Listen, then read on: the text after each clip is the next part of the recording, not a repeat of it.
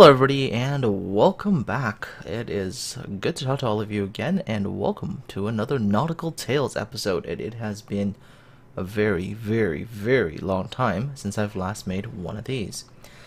But I think I'm gonna kind of get back to it and make one every once in a while.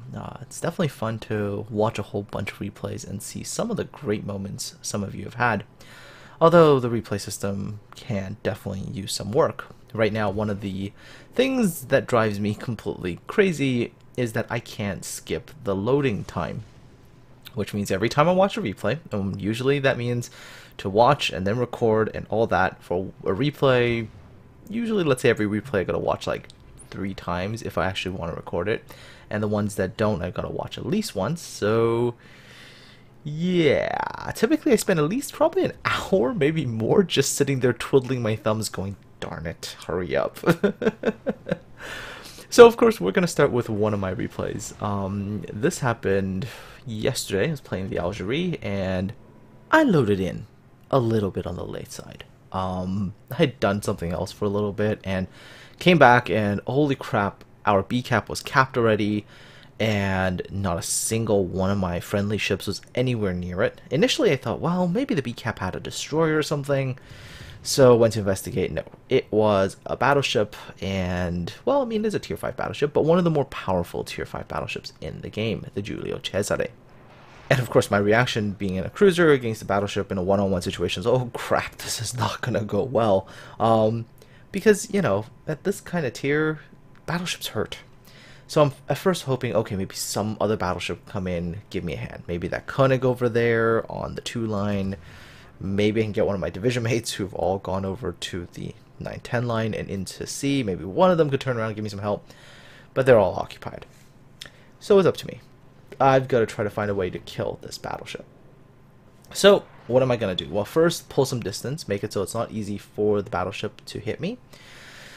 And of course, the only available cover is this one lonely island all the way down here. So I'm like, okay, maybe I can use this island, get this battleship over here, make him so that he closes the range and I can use my torps on him.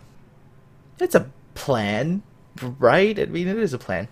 So get behind the island, you know, and I'm keeping an eye on the mini-map for where this Giulio is gonna go. Looks like he is anticipating that I would continue in a westerly direction. And so he turns, and I think he's trying to cut me off here. Judging by the angle of approach, it looks like this Giulio is going to try to intercept me as I come out from the other side and get spotted again. So continue firing at me. So instead what I'm doing is, the minute I'm off detect, I turn around, and I'm going to come out from the side where I don't think that Giulio is going to be expecting me. So when you're playing Warships, this is something that you can do. Now you do of course need surprise on your side. You do need to have the ability to surprise your opponent, right? You can't always just, and this is one of the things I see people do a lot, is that when they start running, they almost keep running and they keep running and they keep running and they don't think, hey, you know what, if I fall off the detect, maybe I can turn around and counterattack. Because that's not what people expect, right? When you do something that they don't expect, they're caught by surprise and sometimes they don't know how to react. And this Giulio, you're going to see it, because you'll see earlier when I was firing like AP and stuff, this Giulio actually does angle and does do this kind of stuff. So here's what's going to happen. You'll see I'm coming back out from this other side. This Giulio expecting me to be on the other side of the island where maybe it's got the guns pointing. Yeah, you see there's the guns. You see the direction they're pointing? Completely other side. I come out, bam, land my first armor-piercing salvo. That's 6,000 damage. I've chunked him for a little bit already there. Alright, so guns reload pretty quickly on a heavy cruiser like this. Continue to fire salvos. Continue to get good damage. And this is something that this, you know, Giulio captain is like, whoa, okay, you know, suddenly the ship is coming from a completely different side. Not sure why, but a little bit slow to react, trying to get his turrets turned around, and there he goes, finally managed to fire a salvo. But I am nicely angled. Even then, I still take damage here. Ouch. This is almost 10k salvo. That hurt. Okay, so continue to get good shots in here. Get torpedoes out, because expecting this Giulio is probably going to continue in current fashion, trying to get guns on me. Launch torpedoes, right? And if the Giulio turns in, I've got another set on the other side. There we go. I'm at close enough distance where my AP is now able to citadel. So therefore I got double citadel there, good damage. Julio's in big trouble now. Another salvo from him, and not that much damage, able to mitigate it a little bit by sort of being bow on. Torpedoes, hitting home, and there you go. 1-on-1. I win. Next up, we have Wolf von der Aurora, playing Missouri, and in front of him is a Montana. Both of these ships not really in the best of positions. The Montana, if you look at him, well, he's got a Minotaur, a Missouri in front of him. Looks like there's a Conqueror there too. Probably not in the best position. But Wolf at the same time also not in the best position. But hey, look, enemy torpedoes.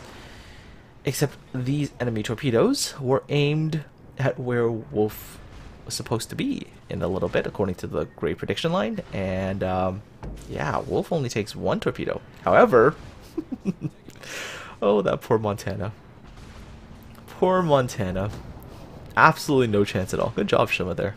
Nice save, except, you know, it's kind of for the other team. Next up, we have a replay from Fog Battleship and Carolina. And this is a scenario battle. He was playing Gajamada. And there is the enemy Omaha. Nice close range. Getting good Citadel hits here with his main guns. Did smoke up, so of course you can expect torpedoes. And this one's going to be close. It's going to be close. It's going to be close. And saved by the Charmed Horse. Pushes out. No, actually, no. Nope. Nope. Nope. Saved him from one torpedo, pushed him into two, and goodbye, Gajamada. So, we all know, right, not to turn broadside to big battleships, because they can wreck you. So, there's the Des Moines. Came out, broadside, gets deleted. 3 Citadels by Admiral Bone. 30 seconds later, well, you figured if you just watch your Des Moines get deleted, you might not want to do the exact same thing. Oh, look at this Iowa. Look at this Iowa, presenting that beautiful, beautiful side. 4 Citadels, 62,000 damage, sayonara. Next up, we have Hihi 9228 in the Arizona. This one was really nice. I like this one. Because over there, on the other side, are 2 payfasts. Both of them are going to be in smoke. And watch what he does. He's using a spotter plane, looking for where the shells are coming out. There we go. There's one set of shells. Boom. Fires the 2 forward guns. 6 shells heading over there. Waiting, waiting, waiting. And blap. There you go. Kill number 1 on the first Belfast. There's a second Belfast there, also in smoke. Rear guns. Fires 2 turrets. There's shells. There's the shells. Blap. 2 in smoke payfasts, and he gets them both. They're both in the same clan too. But watch this.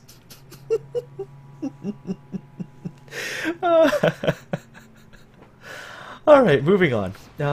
You know, typically when I get replays, you know, people pick their best ones. And typically you only see their best moments. So this one's Outward Panic Joe. Not a bad, you know, replay. Manages to bag nice couple of kills. But, you know, you typically never see people sending in their potato moments. And the only reason this replay really makes it is because I found the same player, but from a completely different player's replay, and I'll show you that one in a second. So anyways, Outward Panic Joe manages to tag a Bismarck with early torpedo salvo. And, of course, Hatsuharu reloads, takes about, you know, about a minute. Gets another torpedo salvo, puts that one out. Sees a Fushun in front of him, gets his guns ready. And of course, we are playing World of Warships after all, right? Just wait for it. There's a second salvo. There we go. And there's fun and engaging. Game mechanics detonated that Fushun. Torpedoes heading towards the Graf Bay, and blop, blop, blop, blop, blap. Dead. Devastating strike, double strike there. So very nice, right? So, you know, again, completely different replay. Here we go. Completely different player playing Congo. Outward Panic Joe's over there in a Nicholas, approaching a Texas at high speed, and you're thinking, Nicholas on Texas at this kind of range? Come on, this is going to be an easy devastating strike, right? It's going to be an easy dev strike. No. Nicholas grounds himself, and the Texas rams him for the kill. Oh, man. Alright. let's end the day on another one of those great World of Warships moments. This one came from Zelrak, and Zelrak's in Emil Beten. And we know World of Warships has very interesting map borders. Take a look at this. Oh, this Emil Beten is gonna mount this Omaha for some glorious crossing action. And this is gonna cause all sorts of chaos. The Omaha, take a look at what's gonna happen. The Omaha is actually gonna turn over, like, completely. Watch this. The Omaha is gonna go, like, completely over. Which actually, I think, saves this Omaha, because when he's completely on his side... Yeah, I think he's gonna go completely on his side, yeah.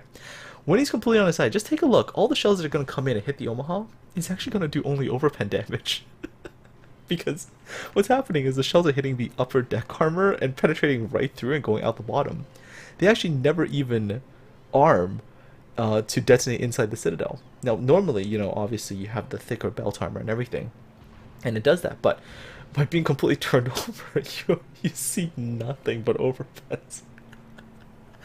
Oh, that is some definitely kinky World of Warships action right there. Well, eventually they're gonna get off of each other. And the Omaha's then gonna be turned into a bit of a submarine.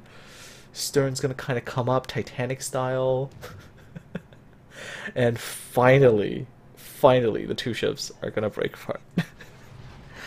Anyways, folks, yeah, that does it for this Nautical Tales episode. I hope you enjoyed some of the moments that I shared with you today. If you have your own moments, check the video description. There's an email that you can send it to. Aside from all that, folks, take care, have yourselves a good one, and I'll talk to all of you again really, really soon.